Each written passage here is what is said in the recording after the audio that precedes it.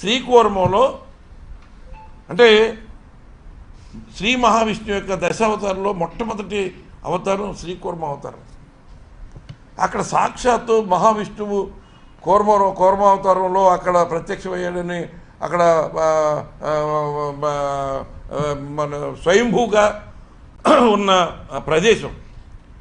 అక్కడ నక్షత్ర తాబేళ్ళు అన్నీ కూడా దానికి ఒక పార్కు మనం వైఎస్ఆర్ కాంగ్రెస్ ప్రభుత్వంలో అక్కడ పార్క్ కూడా ఏర్పాటు చేసాం. వాటి సంరక్షణకి ప్రతి నక్షత్ర తాబేలుకి ఒక నెంబర్ ఇచ్చి వాటికి సరైన పోషణ చేసి సరైన మేత వేసి వాటిని నీటి సౌకర్యం అన్నీ కల్పించి అక్కడ సంరక్షించిన సందర్భం. మరి ఇటీవల ఆ నక్షత్ర తాబేళ్ళు వనంలో సాక్షాత్తు భగవంతుని అవతారంగా భావించే నక్షత్ర తాబేళ్ళు చనిపోతే ఎంతో నిర్లక్ష్యంగా వాటిని అక్కడ ఇవో ఉన్న ఆఫీస్ వెనకాల దానం చేసేసి కనీసం దానికి పోస్ట్ మార్టం కూడా చేయకుండా భక్తుల మనోభావాలు దెబ్బతిన్నాయన్న దానికి ఏదో ఒక డైవర్షన్ తీసుకొచ్చి అది భక్తుల మనోభావాలకి మైండ్లోకి వెళ్లకుండా చేసే ప్రయత్నం చేశారు తప్ప దాని మీద విచారణ కానీ ఎందుకు చనిపోయారన్నారు కానీ పోస్ట్మార్టం రిపోర్ట్లో పరిస్థితి కానీ సాక్షాత్తు శ్రీ మహావిష్ణువు అవతారం అని భక్తులు ఎంతో భక్తి భావంతో శ్రీకూర్మం వెళ్ళి అక్కడ దర్శనం చేసుకునే పరిస్థితి. ఇటీవల నేను కూడా శ్రీకూర్మంలో మొన్న దర్శనం చేసుకుని మరి వచ్చాను. మరి ఇవాళ తిరుమల గోశాలలో 3 నెలల కాలంలో 100 గోవులు చనిపోతే అది ప్రజల దృష్టికి వస్తే దాన్ని డైవర్ట్ చేసే ప్రయత్నం చేసి ఇంట్లో మనుషులు చనిపోరా, గోవులు చచ్చిపోతే ఎందుకు మీరు అంత గగ్గోలు పెడతారని సాక్షాత్తు టీటీడీ చైర్మన్ కామెంట్ చేసంటే ఈ ప్రభుత్వంలో మీడియా మాఫియాకి తప్ప ప్రజలకు ఎక్కడ స్థానం లేదా?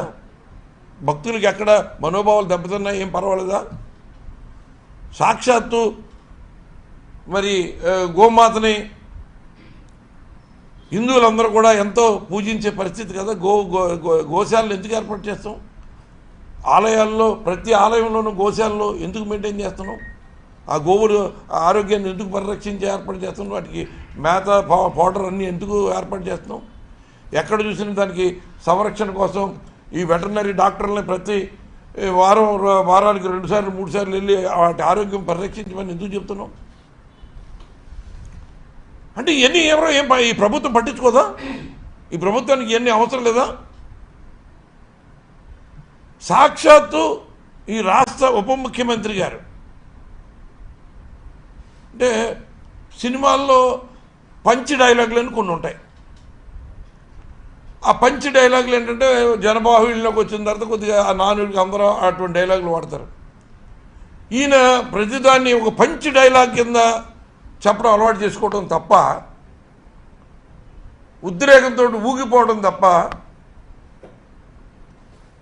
కాశీనాయని క్షేత్రంలో కడప జిల్లాలో అక్కడ నిత్యాన్నదానం చేయడానికి చేసే వ్యవస్థ ఉచితంగా వందలాది మందికి రోజు అక్కడ నిత్యాన్నదానం చేసే కాశీనాయని క్షేత్రంలో ఓ మహానుభావుడు అక్కడ తనువు చాలించి దానికి కావాల్సిన ఏర్పాట్లు చేసి ఆ భోజన కార్యక్రమం జరిపేలాగా చేస్తే సాక్షాత్తు అటవీ శాఖ మంత్రిగా ఉన్న ఉప ముఖ్యమంత్రి గారు అక్కడ ఆ క్షేత్రంలో ఉన్న వంటశాలలు కానీ అన్నీ పడగొట్టేస్తాయి దారుణంగా, అత్యంత కిరాతకంగా. దాని మీద కనీసం స్పందించలేదు ఆయన ఇప్పటివరకు కూడా.